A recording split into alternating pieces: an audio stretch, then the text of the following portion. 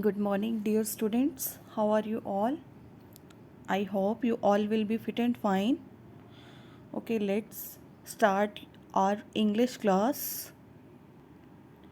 Beta, yesterday we read the poem Just Be Up and Doing, and today we will discuss the book work and fair notebook work of this poem. Firstly, come to the word meaning, and these word meaning you will write in your fair notebook. Heaps, lord of. Heaps, lord of. ढेर, bend, turn, मुड़ना. Idle, lazy, आलसी, bridle, to stop, रुकना. Wooing, convincing, fortune, fate, luck, भाग्य. Sighing, taking deep breath due to sorrow, दुख के कारण deep breath करना. कंक्यूर, to win, जीत हासिल करना.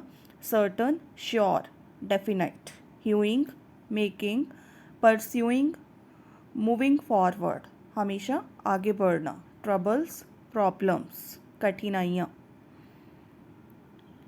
Yes, beta, complete the central idea of the poem by filling in only one word. On page number 65, the poet agrees that one faces a lot of troubles and worries in life. Poet इस बात से सहमत है कि हर person को, हर एक इंसान को लाइफ में कठिनाइयों का, चिंताओं का सामना करना ही पड़ता है.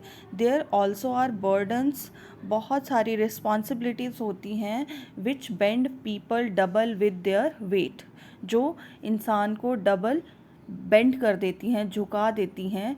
But in spite of all this one must keep on working and moving towards one's गोल.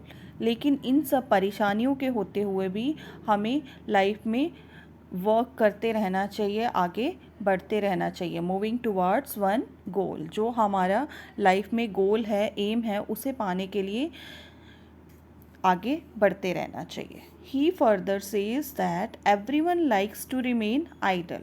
उन्होंने आगे ये भी कहा है कि everyone likes to remain idle, हर एक पर्सन आलसी बनना चाहता है. And wait for the favourable time, एक ऐसे समय का वेट करना चाहता है. But one must always be ready to fight if need be. लेकिन हर एक पर्सन को हमेशा फाइट करने के लिए तैयार रहना चाहिए यदि लड़ने की ज़रूरत है.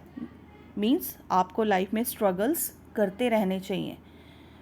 The poet adds, no one will ever fail if he tries hard. Poet ने ये बात भी कही कि कोई भी कभी भी फेल नहीं होता अगर आप कठिन मेहनत करते हो. Tries hard. And also there is hardly any one who can win by just sitting and waiting for good luck to कम.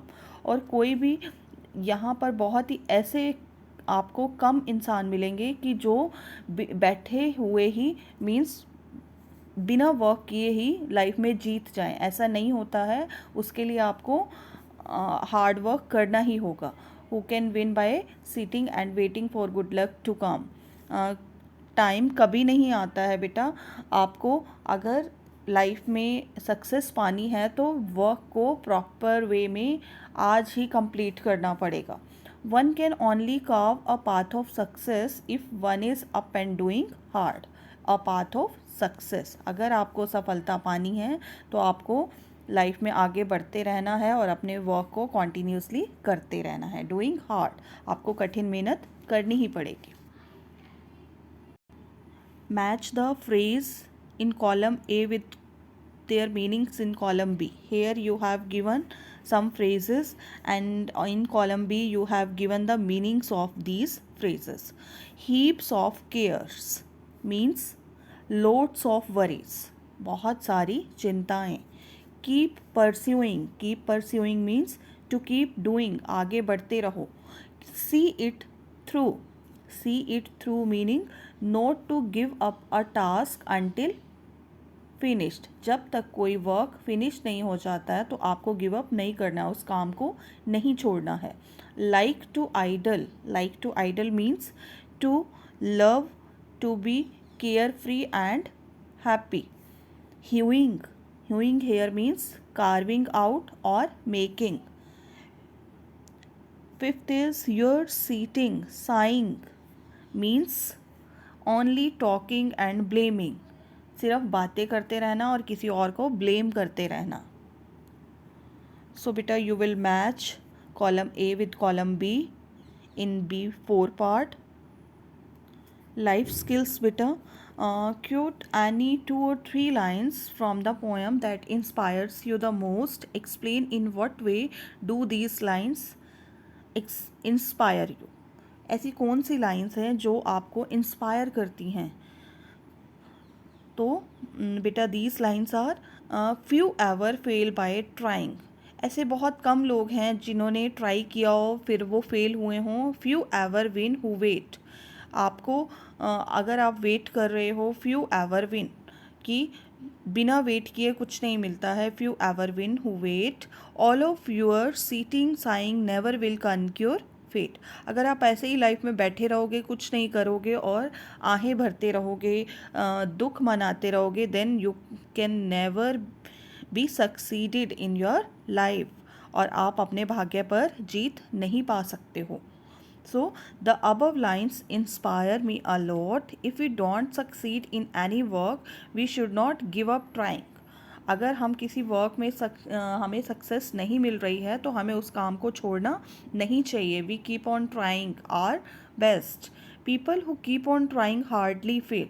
अगर आप ट्राई करते रहोगे तो आपको सक्सेस ज़रूर मिलेगी. आप मुश्किल से ही तब फेल हो पाओगे, मीन्स आपको सफलता ज़रूर मिलेगी. This is hardly any one who can win by sitting and waiting for good luck to come. There is hardly any one. यहाँ ऐसा कोई नहीं है who can win by sitting, जो कि सिर्फ बैठे रहने से ही लाइफ में जीता हो, और waiting for good luck to come कि एक दिन ऐसा दिन आएगा कि मुझे अपने आप से सफलता मिलेगी. नो बेटा, उसके लिए आपको हार्ड वर्क करना ही होगा, और वो हार्ड वर्क आपको आज से ही करना होगा. सो बेटा, this is the life skill you will write in your fair notebook. You have received the following letter from your friend who has been very upset lately because of some problems at home. आपको एक letter मिला आपके friend से जो कि बहुत upset है क्योंकि उसके घर पर कुछ प्रॉब्लम्स चल रही हैं. सो examination hall, Delhi. Write here the date of today. Then, dear Megha, I have been thinking of writing to you for many days. In fact, I want to share something with you. You know, I am unable to prepare for my monthly test at home. My mother has not been keeping well and is unable to do household chores on her own. She needs my help round the clock, because of which I don't get time to study. I am feeling very upset and don't know what to do. Your friend Surbhi.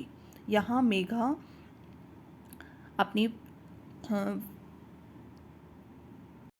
यहाँ बेटा सुरभि अपनी friend Megha को right कर रही है कि उसकी life में इतनी प्रॉब्लम्स चल रही हैं. उसके घर पे उसकी मम्मा की तबीयत ठीक नहीं है, उस वजह से वो अपनी स्टडीज़ कंप्लीट नहीं कर पाई. सो बेटा, this is the topic. I have been thinking of writing to you for many days. मैं बहुत दिन से आपको एक लेटर लिखने का सोच रही हूँ. In fact I want to share something with you. मैं तुमसे कुछ शेयर करना चाहती हूँ. यू नो, क्या तुम जानती हो, I am unable to prepare for my monthly test at home, कि मैं मंथली टेस्ट घर पे प्रिपेयर करने में अनेबल हुई हूँ. मीन्स मैं वो टेस्ट प्रिपेयर नहीं कर पाई because my mother has not been keeping well, क्योंकि मेरी मम्मा नॉट फीलिंग वेल, वो उनकी तबीयत ठीक नहीं है, and is unable to do household course, और वो अपने घर के काम अपने आप से नहीं कर सकती हैं, उनको मेरी हेल्प की नीड होती है. सो इस रीज़न से I don't get time to study, मुझे टाइम ही नहीं मिला स्टडी करने का। I am feeling very upset, इसलिए मैं बहुत अपसेट फील कर रही हूँ and don't know what to do, और मैं नहीं जानती कि मुझे आगे क्या करना चाहिए। Your friend Surabhi. ओके बेटा, you will learn this letter also.